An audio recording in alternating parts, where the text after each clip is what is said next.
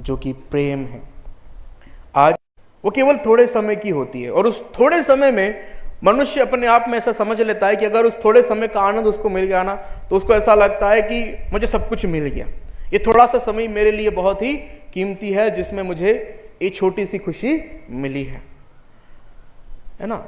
अब इस संसार में अगर आप नजरें उठाकर देखोगे और अपने आसपास के वातावरण को देखोगे, हर एक घर में, हर एक परिवार में आपको कुछ ना कुछ दुख देखने को ही मिलेगा। ऐसा कोई परिवार, ऐसा कोई घराना आपको नहीं देखने को मिलेगा जो ये कहे कि हमारे घर में सब चंगा सी, ऐसा कोई नहीं बोलेगा। सब अच्छा है, ऐसा कोई नहीं बोलेगा, ठीक है। बाहर से तो सब बोलते हैं कि हाँ सब बहुत बढ़िया है, लेकिन जब उनके साथ हम बैठते हैं, थोड़ा समय बिताते हैं और उनके साथ जब अपन कन्वर्सेशन करते हैं, बातें करते हैं, तब धीरे धीरे उनके दिल के राज निकल कर आ जाते हैं बाहर, और फिर वो बताते हैं कि उनके जीवन में कौन कौन सी समस्याएं हैं और किन किन बातों के कारण वो परेशान हैं।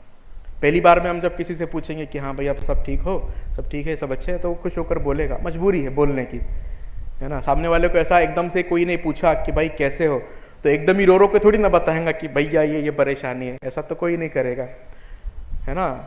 सामने वाले की तसल्ली के लिए वो जरूर कह देगा कि हाँ भाई सब कुछ ठीक है, लेकिन वास्तविकता उसको पता है। और जब हम उनके साथ समय बिताते हैं, जब उनके साथ हम बैठते हैं, तब धीरे धीरे करके वो अपने दुख को, अपने जीवन की हर एक दुखद परिस्थितियों को फिर हमारे सामने रखते हैं। फिर हमको मालूम पड़ता है कि उनके जीवन में कितना दुख है। तो हर एक परिवार, चाहे वो कोई भी क्यों ना, किसी न किसी वजह से, किसी न किसी कारण से, किसी न किसी परिस्थिति के कारण, चाहे वो कोई भी क्यों ना हो, कई बार परिवार किसी व्यक्ति के कारण दुखी होते हैं। कई ऐसे माता पिता भी हैं जो अपने बच्चों के कारण दुखी होते हैं, है ना। कई ऐसे परिवार है जो जॉब न मिलने के कारण दुखी होते हैं। कई ऐसे भी परिवार है जो जॉब के कारण दुखी होते हैं दोनों में दुख है। जॉब नहीं है तो भी दुख है, और अगर जॉब है तो उस जॉब के कारण भी दुख है ना। इतनी प्रॉब्लम है जॉब में, इतनी प्रॉब्लम है सर्विस में, ये परेशान करता है, वो परेशान करता है। व्यवसाय है तो प्रॉब्लम है, नहीं है तो प्रॉब्लम है ना। तो हम लोग इस बात को समझ ही नहीं पाते कि हमारे जीवन में, है ना, हम आनंद कहाँ से प्राप्त करें, कहाँ से। हम दुनिया की चीज़ों में अपनी खुशियों को ढूंढते हैं, और इसलिए आप लोग देखोगे कि जो बहुत से लोग अपना ज़्यादातर समय, है ना, टीवी के सामने बिताते हैं या मोबाइल के सामने, है ना। बहुत से लोग देखा है ना, वो कोई भी कॉमेडी शो होता है 1 घंटे का, 2 घंटे का, ठीक है, उसमें उनको बहुत आनंद मिलता है, बहुत, है ना। जो भी वो कमेंट पास करते हैं, जो भी जोक वो मारते हैं, तो हम उनको जब देखते हैं तो बड़ा आनंद, है ना, बड़ी खुशी मिलती है, ठीक। लेकिन जब तक वो चल रहा है तब तक ठीक है। जैसे ही कार्यक्रम खत्म हुआ, हमारी परिस्थिति जैसी की वैसी हो जाती है। चाहे वो 1 घंटे का हो, चाहे 2 घंटे का हो। हम 1 घंटा मान के चलो टीवी के सामने कोई भी कॉमेडी शो लगा के बैठ लिए, हाँ 1-2 घंटा खूब हंसेंगे, पेट पकड़ पकड़ कर हंसेंगे, ठीक है। लेकिन जैसे ही वो कॉमेडी शो खत्म हो जाता है, हमारी परिस्थिति जैसी की वैसी वापस हो जाती है। वो आनंद जो हमको उस 1-2 घंटे में मिला, वो हमेशा बना या हमेशा बरकरार नहीं रहता, वो हमेशा बना नहीं रहता। और इस संसार में आप देखोगे, चाहे वस्तु हो, चाहे व्यक्ति हो, चाहे कोई भी चीज़ क्यों ना हो, वो हमें सिर्फ थोड़े समय की खुशी दे सकते हैं। वो हमें स्थायी खुशी या स्थायी आनंद कभी भी दे नहीं सकते। और एक तरीके से हम ये कह सकते हैं कि ऐसे लोग जो परमेश्वर के वचनों को जानते हैं, जो परमेश्वर के वचनों को समझते हैं, जो विश्वासी है और जिन्हें सच्चाई पता है, अगर ऐसे लोग भी दुनिया में या संसार की चीजों में अगर खुशी को ढूंढे, तो ऐसे लोगों को हम क्या कहेंगे? आप सोचिए, ऐसे व्यक्ति जिनको वचन पता है, जिनको बाइबल की आयतें पता है, जो चर्च जाते हैं, जिनको वचनों का नॉलेज है, जो वचनों को सुनते हैं, समझते हैं, ऐसे लोग भी अगर दुनिया में खुशियों को ढूंढे या दुनिया की चीज़ों में खुशियों को ढूंढे, तो फिर ऐसे लोगों को हम क्या ही कहें। इसलिए मैं जहाँ पे पहले सेवा किया करता था, मैंने हमेशा वहाँ भी यही बात कही, आत्मा के 9 फलों को ना कंठस्थ तरीके से याद करो, एकदम मुंह पे रटे रहना चाहिए कि आत्मा के फल है क्या। क्योंकि अगर हमें आत्मा के फल ही नहीं पता होंगे कि वो क्या है, तो फिर हम उससे अपने अंदर कैसे काम करने देंगे। जब हमें पता ही नहीं होगा कि आत्मा का फल आनंद भी है, तो हम कैसे आनंदित रहेंगे? आप सोचिए ना, नहीं रह सकते। इसलिए इस संसार में जब हम लोग अपने जीवन को व्यतीत करते हैं तो हमें दुनिया की अपेक्षा या दुनिया को छोड़कर किस में अपनी खुशी को तलाशना है? परमेश्वर में। सच्ची खुशी, सच्चा आनंद, सच्चा हर्ष केवल और केवल हमें परमेश्वर में ही मिलता है, दुनिया में नहीं, या दुनिया की किसी चीज में नहीं मिलता। भजन संहिता और उसके 16 अध्याय और उसकी 11 आयत को आप अपनी बाइबल में निकाल कर पढ़िएगा। वहां पर लिखा हुआ है, भजन संहिता का लेखक कहता है,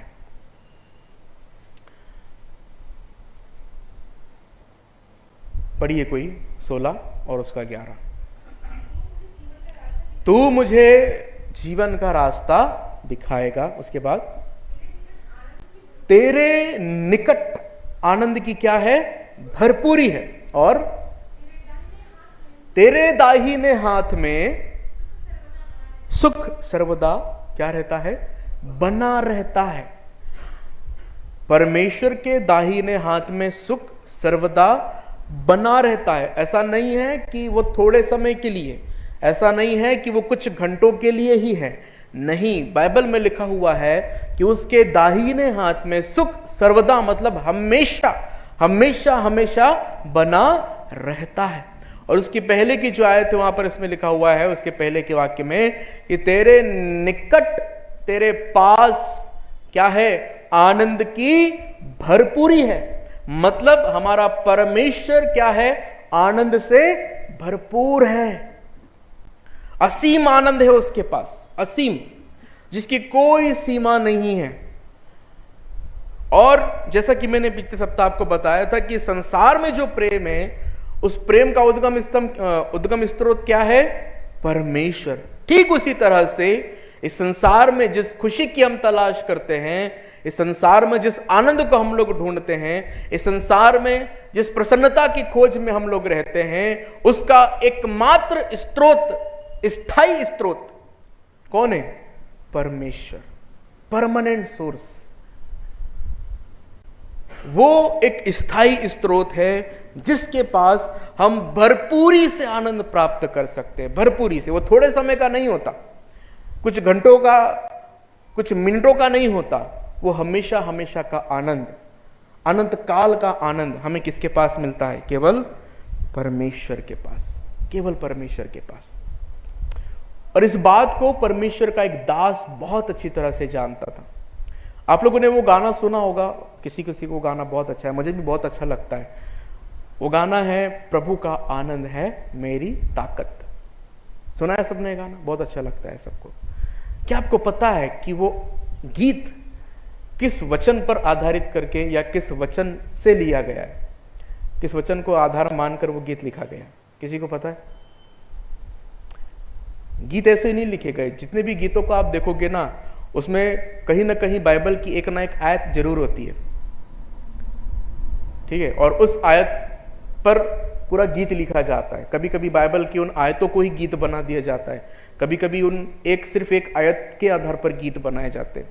इस गीत को लिखने वाला, जिसने भी गीत को लिखा था, प्रभु का आनंद है मेरी ताकत, उसने बाइबल का एक वाक्य, उस वाक्य का इस्तेमाल किया। उसने उस व्यक्ति के जीवन को देखा, उस व्यक्ति के जीवन को समझा, और उसके बाद उसने उस गीत को लिखा। कहता है, प्रभु का आनंद है मेरी ताकत, संसार में यीशु है मेरी ताकत। ये वचन आपको मिलेगा नहम्या की पुस्तक में।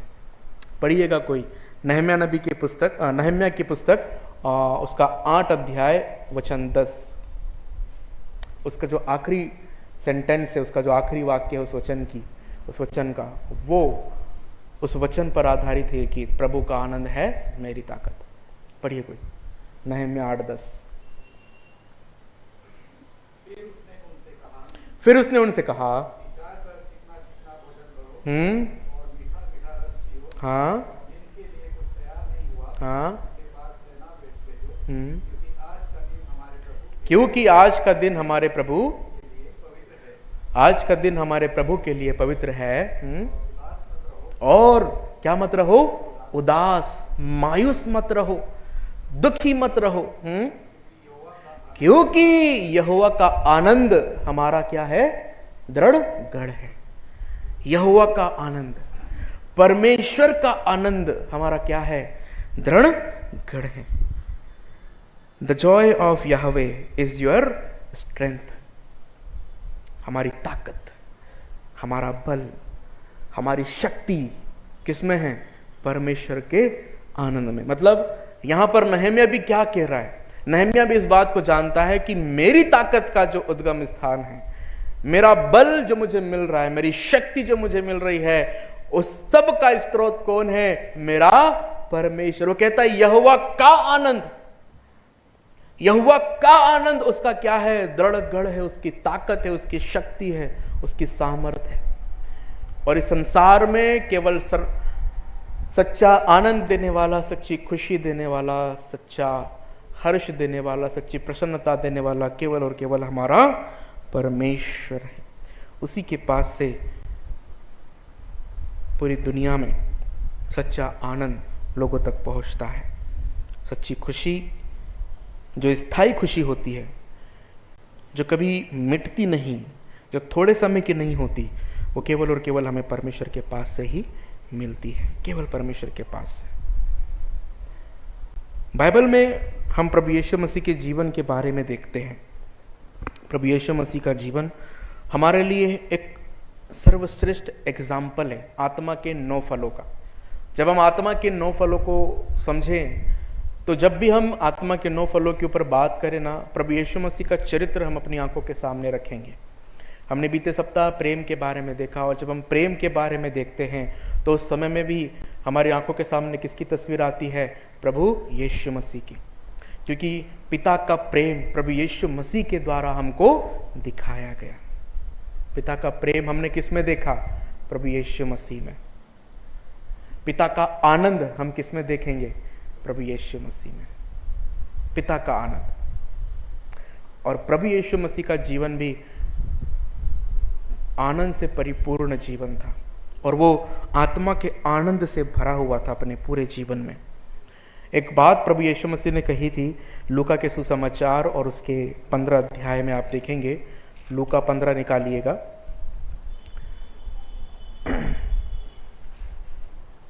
पंद्रह अध्याय 5 वचन।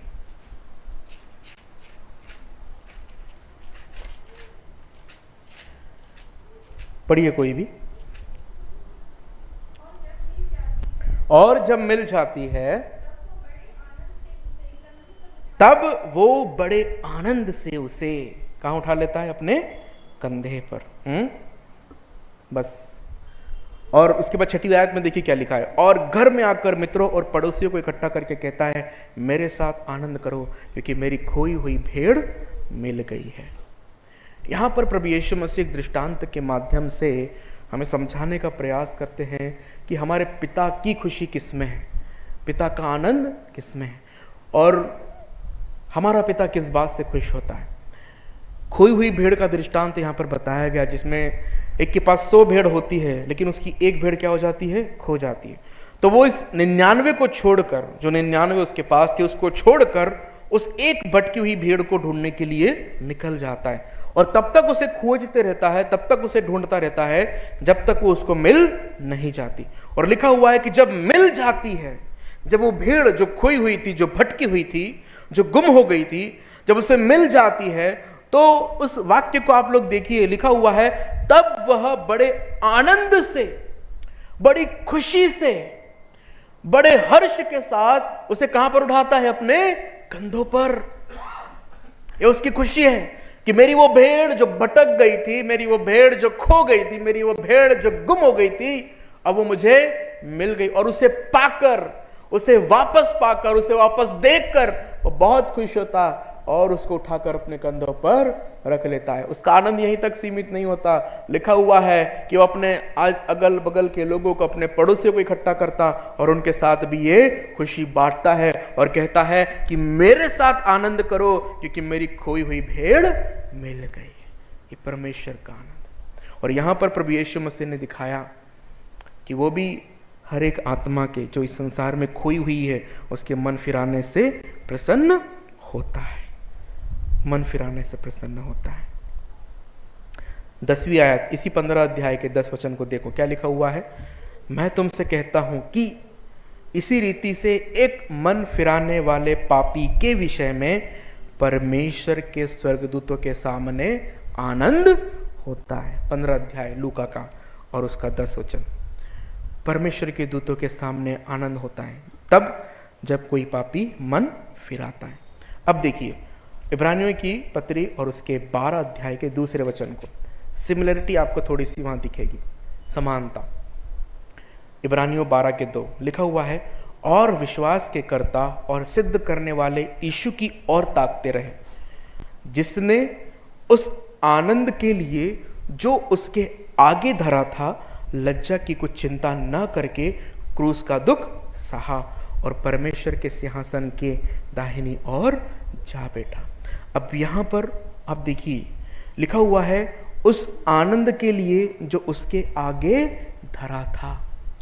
कौन सा आनंद प्रभु यीशु मसीह के सामने धरा था, जिसके लिए प्रभु यीशु मसीह ने क्रूस की मृत्यु भी सह ली। वो कौन सी खुशी थी जिसको पाने के लिए प्रभु यीशु मसीह ने क्रूस का वो दर्द सह लिया, क्रूस की वो पीड़ा सह ली, क्रूस की वो मृत्यु को सह ली। और लिखा हुआ है कि उसके बाद वो पिता के दाहिने हाथ में जा बैठा। हम मनुष्यों को छुटकारा, हम मनुष्यों का छुटकारा, या हम मनुष्य परमेश्वर की उस महिमा में प्रवेश करें, हम मनुष्य पाप से छुड़ाए जाकर शाश्वत कालीन के जीवन में प्रवेश करें, हम मनुष्य जो शैतान के बंधन से छुड़ाए जाकर उसके राज्य में प्रवेश करें, ये हमारे प्रभु यीशु मसीह की वास्तविक खुशी थी। क्योंकि प्रभु यीशु मसीह ने देखा कि मेरे बलिदान के द्वारा, प्रभु यीशु मसीह जानता था कि मेरे खून बहाने के द्वारा, मेरे ही बलिदान के द्वारा, मेरे ही मरने के द्वारा इस मनुष्य जाति का उद्धार हो सकता है। जब तक मैं अपने प्राण को नहीं त्यागूंगा तब तक इस मनुष्य का छुटकारा नहीं हो सकता। जब तक मैं क्रूस पर मरूंगा नहीं तब तक मनुष्य शैतान के बंधन से और उसके जुए से आजाद नहीं हो सकते। और प्रभु यीशु मसीह ने देखा कि उसकी मृत्यु से इस संसार का छुटकारा जुड़ा हुआ है और इसलिए उसने आनंद के साथ उस क्रूस की मृत्यु को सह लिया ताकि मनुष्य जाति का क्या हो जाए, उद्धार हो जाए। और यही तो प्रभु यीशु मसीह चाहता था कि इस दुनिया में जितने भी लोग हैं वो सब परमेश्वर के राज्य में प्रवेश करें, वो सब उसके राज्य में प्रवेश करें। और हम सब के लिए उसने हंसते हंसते बड़े आनंद के साथ क्रूस की मृत्यु को सह लिया और हमारे लिए उस द्वार को खोल दिया जिसमें से होकर हम परमेश्वर के राज्य में प्रवेश कर सकते। ये प्रभु यीशु मसीह का आनंद था और हमारा प्रभु यीशु मसीह आनंद से अपने पूरे जीवन के दौरान उसका जीवन हमेशा आनंद से भरा रहा। और उसका जीवन जब आप सुसमाचारों में पढ़ते हो, परिस्थितियां चाहे कितनी ही बुरी उसके सामने क्यों ना आए, कितनी विषम परिस्थितियों का सामने उसने क्यों ना किया हो, लेकिन हर समय वो पिता में आनंदित रहता था, हर समय हर पल। और वही आनंद प्रभु ने अर्थात प्रभु यीशु मसीह ने अपनी आत्मा के द्वारा हमें भी दिया है, अपनी आत्मा के द्वारा। एक और बात जो हमें समझने की जरूरत है यहाँ पर, जिसके बारे में पौलुस गलातियों की पत्री में लिखता है, जिस फल की बात पौलुस गलातियों की पत्री में कर रहा है, हमेशा ध्यान में रखिएगा, इस संसार में जो आनंद है, जो खुशी है, वो परिस्थितियों पर निर्भर करता है। परिस्थितियों पर मतलब हालातों पर। अगर खुशी का माहौल होगा, प्रसन्नता का वातावरण होगा तो सभी खुश होंगे, खुशी का माहौल होगा तो। लेकिन अगर वहीं दुख का माहौल हो, परेशानी का माहौल हो, विपत्ति का माहौल हो, तो फिर हम भी उस माहौल में क्या हो जाएंगे, दुखी हो जाएंगे।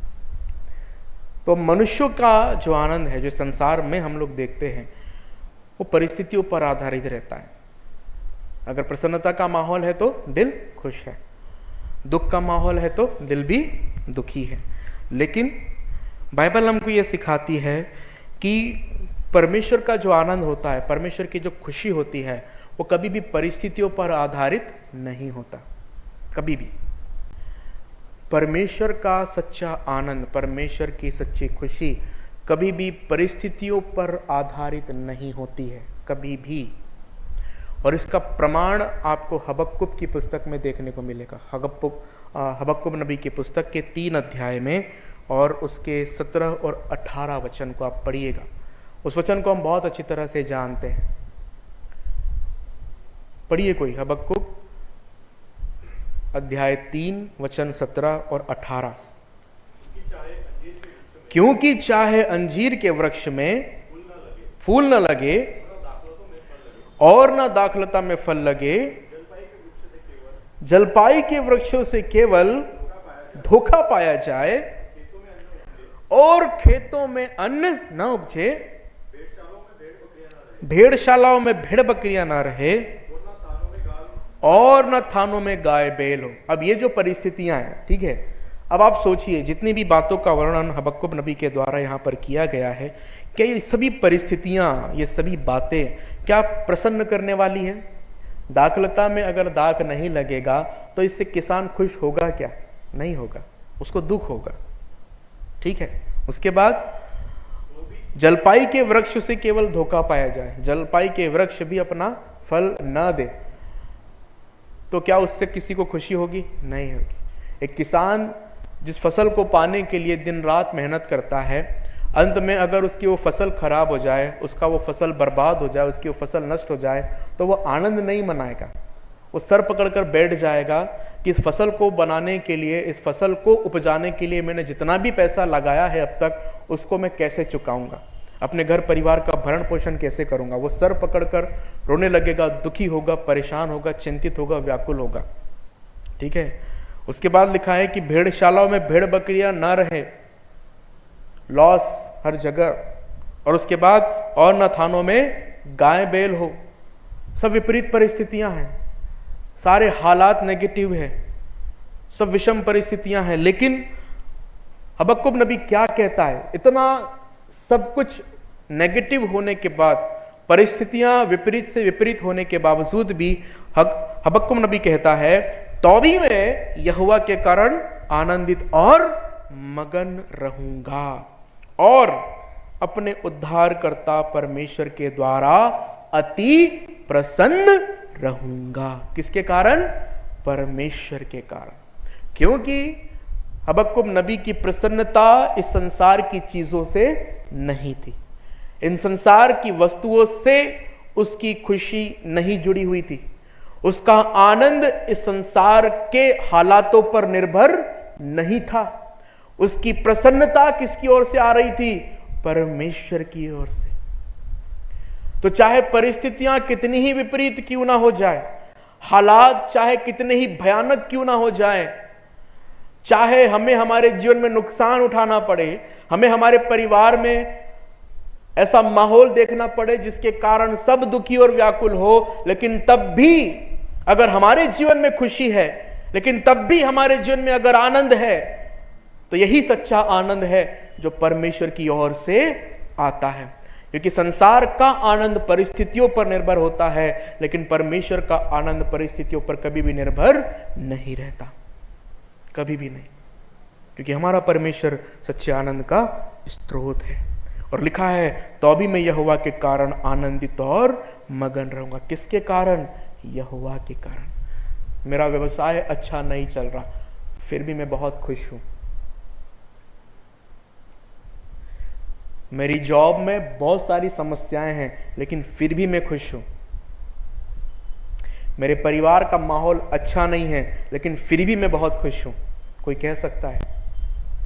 ये वही कह सकता है जो परमेश्वर के प्रसन्नता से भरा हुआ हो। मेरी सास मुझे बहुत परेशान करती है, लेकिन फिर भी मैं बहुत खुश हूं।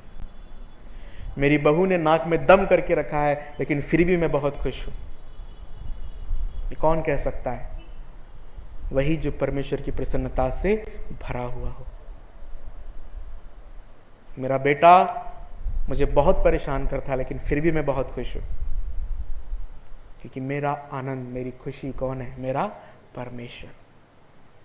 दुनिया की चीज़ों में, दुनिया के लोगों में अगर आप अपनी खुशियों को ढूंढोगे, आप कभी खुश नहीं रह पाओगे। आपको खुशियाँ मिलेगी लेकिन थोड़े समय के लिए, एक सीमित समय के लिए। लेकिन यदि आप परमेश्वर में उस खुशी को ढूंढोगे और आप ये तलाशोगे कि मेरी सच्ची खुशी सिर्फ परमेश्वर से आती है, मैं सच कहता हूँ आपसे, आपको कभी भी दुखी होना नहीं पड़ेगा। अभी ये हबक्कुक के बारे में हमने देखा, विपरीत परिस्थितियां होने के बाद भी, हालात विपरीत होने के बाद भी वो कहता है कि मैं यहोवा के कारण आनंदित और मगन रहूंगा। क्या हमारे जीवन में जब हमारी परिस्थितियां विपरीत होती है, माहौल हमारे परिवार का, हमारे आसपास का खराब होता है, हमारे कार्य क्षेत्र का जब माहौल खराब होता है, हर जगह से हमें परेशानियों का सामना या दुख का सामना करना पड़ता है, तब भी क्या हम खुश होते हैं? सोचिएगा। अगर ऐसी समय में हम लोग सर पकड़ कर बैठ जाते हैं या दुखी होते हैं, अपना दुखड़ा लोगों को सुनाते रहते हैं कि ऐसा है वैसा है, इसका मतलब यह है कि परमेश्वर की आत्मा का फल, आनंद आपके जीवन में नहीं है, वो फल नहीं है। लेकिन यदि हालात चाहे कितने ही बुरे, कितने ही भयानक आपके आसपास में क्यों ना हो, इवन आपके घर में ही क्यों ना हो, लेकिन फिर भी अगर आपके चेहरे पे प्रसन्नता है, तब भी आपके चेहरे पे अगर खुशी है, इसका मतलब है कि आप परमेश्वर के आनंद से, उसकी आनंद की आत्मा से भरे हुए हैं, आनंद की आत्मा से। और यही आनंद किसके जीवन में था आपको पता है?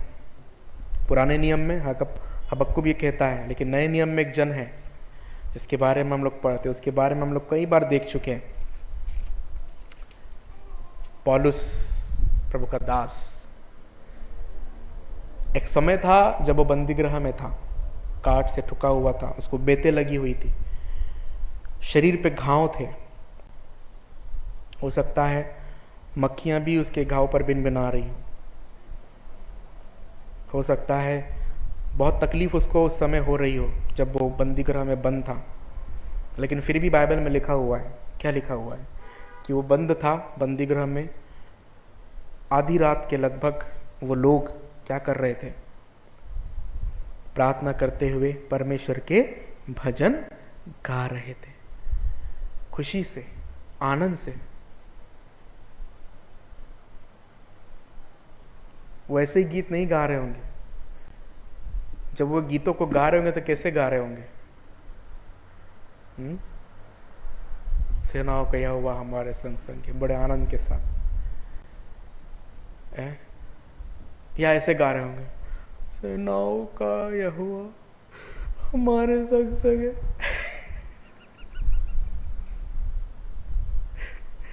ऐसा या ऐसा, सेनाओं का यहोवा हमारे संग संग है, ऐसा कैसा? खुशी से, आनंद से। उनको तकलीफ हो रही होगी, दर्द हो रहा होगा, लेकिन फिर भी वो आनंदित थे। क्यों? प्रभु का आनंद उनकी ताकत था, प्रभु का आनंद उनका बल था। उस बंदी गृह में भी वो परमेश्वर के भजन गा रहे थे। क्यों? क्योंकि आत्मा के आनंद से वो भरे हुए थे। ये गीत मुझे बहुत पसंद है, मैं कभी कभी गाता हूँ उसको, आत्मा के आनंद से दिल मेरा भर दे प्रभु। बहुत अच्छा है गीत है। हम लोग ललितपुर में थे जब हमने इस गीत को सुना था, और तब से ये गीत मुझे बहुत पसंद है।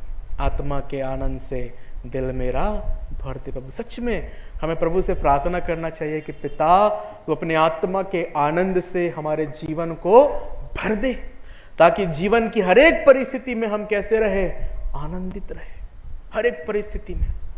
और प्रभु यही चाहता है हमारी जिंदगी से कि हम हर एक परिस्थिति में, चाहे कितनी ही बुरी परिस्थिति क्यों ना हो, कितनी ही बेकार स्थिति क्यों ना हो, लेकिन फिर भी हम कैसे रहें?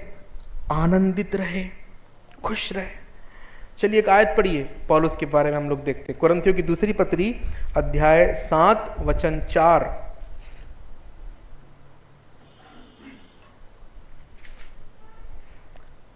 कुरिन्थियों की दूसरी पत्री अध्याय 7 वचन 4 लिखा हुआ है, मैं तुमसे बहुत हियाव के साथ बोल रहा हूं, मुझे तुम पर बड़ा घमंड है, मैं शांति से भर गया हूं, अपने सारे क्लेश में मैं आनंद से अति भरपूर रहता हूं। ये किसके शब्द है?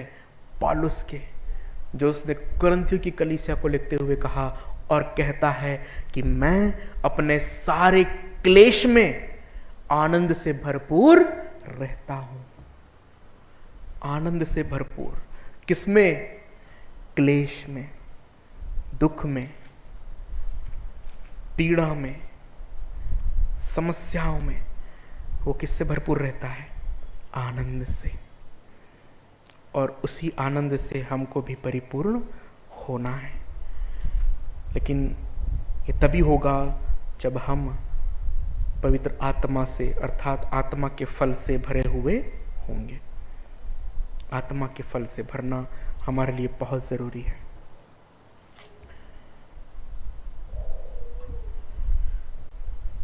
अब बात आती है कि हम आत्मा के फल को अपने अंदर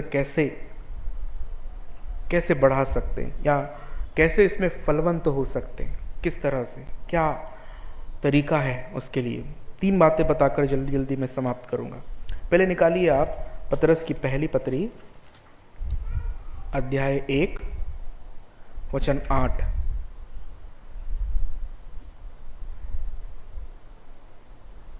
लिखा हुआ है पतरस की पहली पत्री अध्याय 1 वचन 8 में, उससे तुम बिन देखे प्रेम रखते हो और अब तो उस पर बिन देखे विश्वास करके ऐसे आनंदित और मगन होते हो जो वर्णन से बाहर और महिमा से भरा हुआ है। यहां पर पतरस हमको सिखाने का प्रयास करता है, यदि हम प्रभु में हमेशा आनंदित रहना चाहते हैं, यदि हम प्रभु में हमेशा खुश रहना चाहते हैं, हर दिन प्रभु के उस उद्धार को याद करो जो उद्धार परमेश्वर ने आपका किया है। मतलब कहने का यह है कि अपने उद्धार के दिन को याद करो जिस दिन हमारा क्या हुआ था? उद्धार हुआ था। उस दिन को क्यों याद करो? क्योंकि याद करो कि मुझे मेरे प्रभु ने, मुझे मेरे यीशु ने मेरे पापों से छुड़ाया।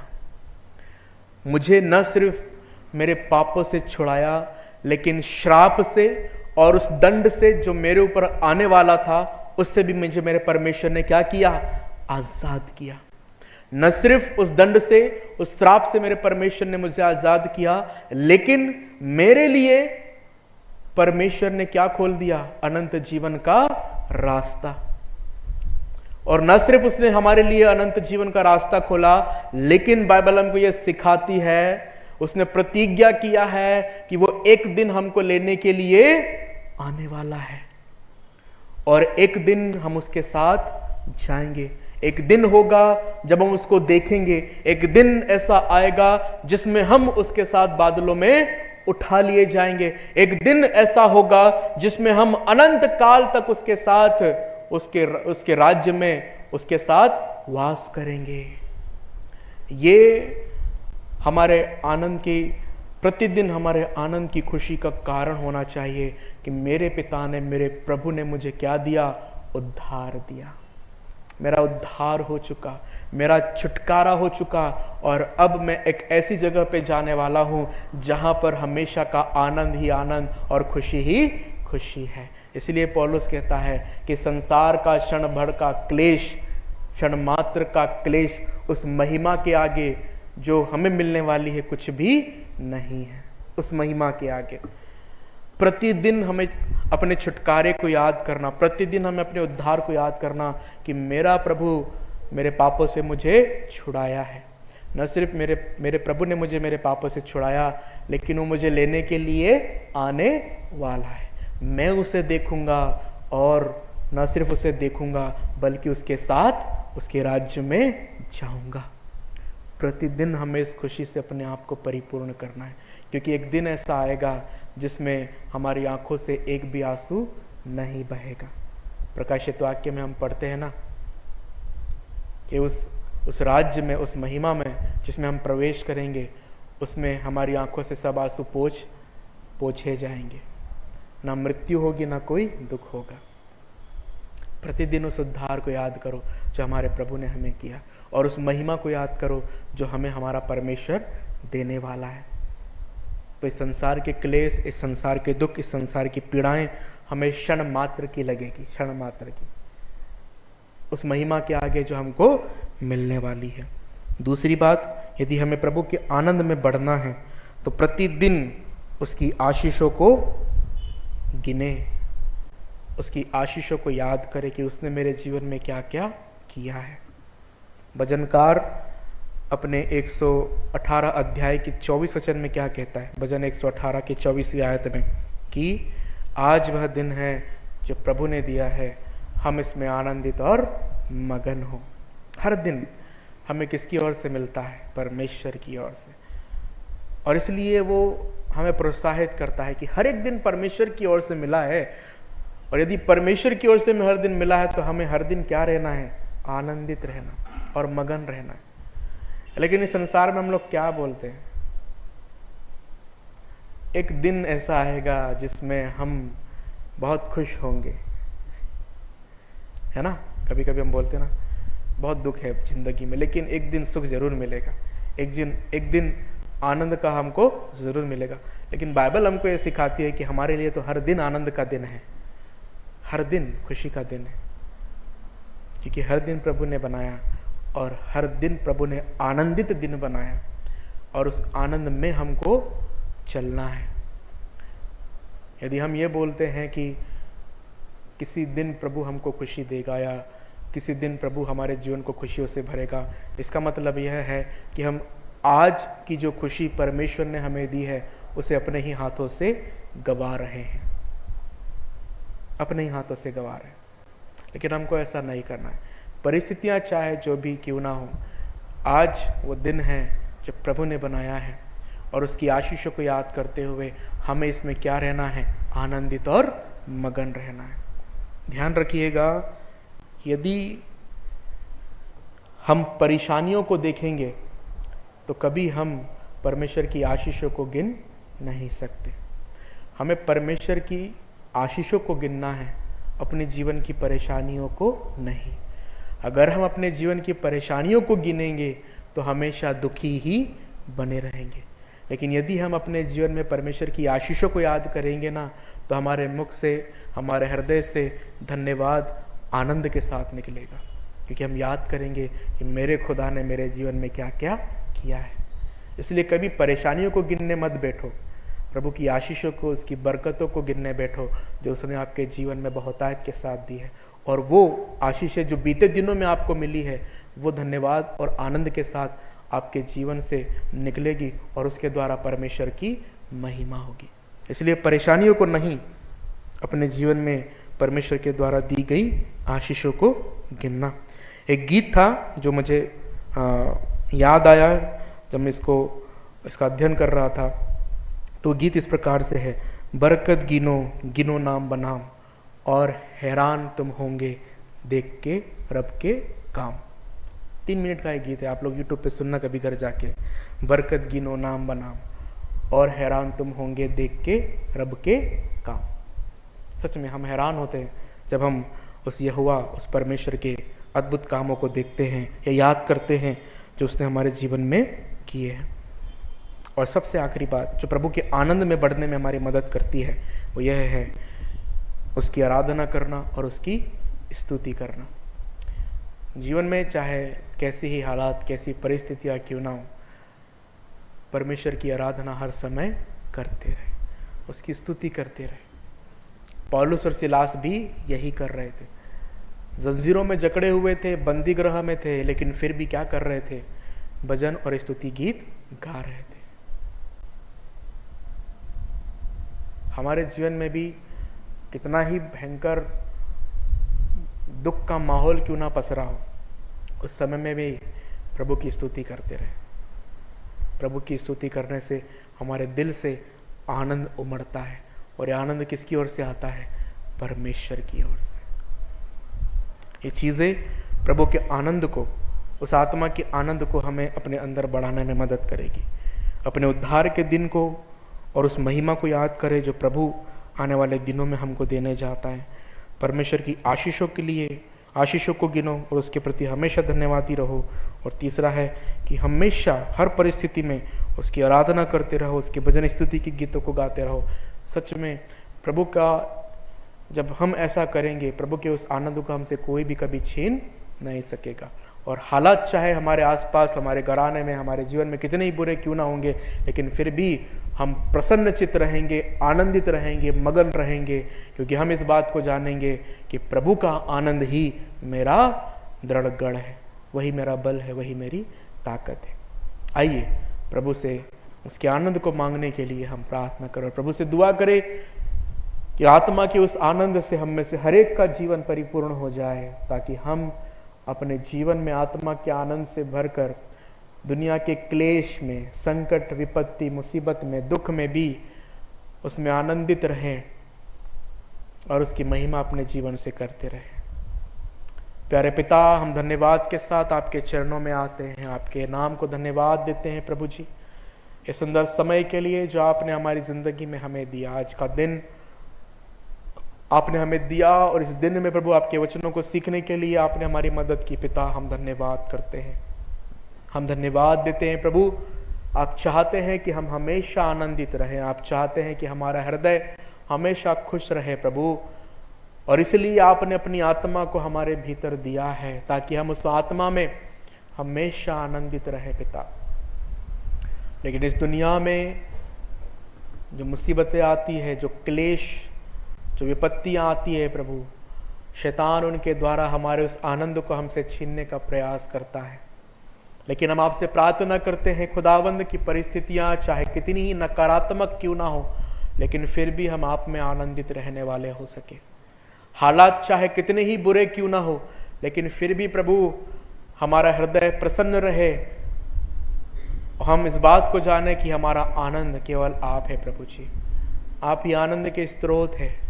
सच्ची खुशी, सच्चा आनंद केवल आपसे मिलता है, और हम सदा आपके दाहिने हाथ में बने रहे पिता, ये हमारी प्रार्थना है, क्योंकि तेरा वचन सिखाता है कि तेरे दाहिने हाथ में सुख सर्वदा बना रहता है। इसलिए पिता, हम दुआ करते हैं कि हम हमेशा आपके दाहिने हाथ में बने रहें, ताकि पिता वो सच्चा आनंद जो विपरीत परिस्थितियों में भी प्रसन्न रहने की शक्ति देता है, उस सच्चे आनंद को हम अपने जीवन में प्राप्त कर सके। हम धन्यवाद देते हैं, आपने दुआ सुना, इस वचन के लिए धन्यवाद करते, उद्धार करते यीशु के नाम में मांगते, आमीन। हम लोग खड़े होंगे, प्रभु की सिखाई हुई प्रार्थना बोलेंगे।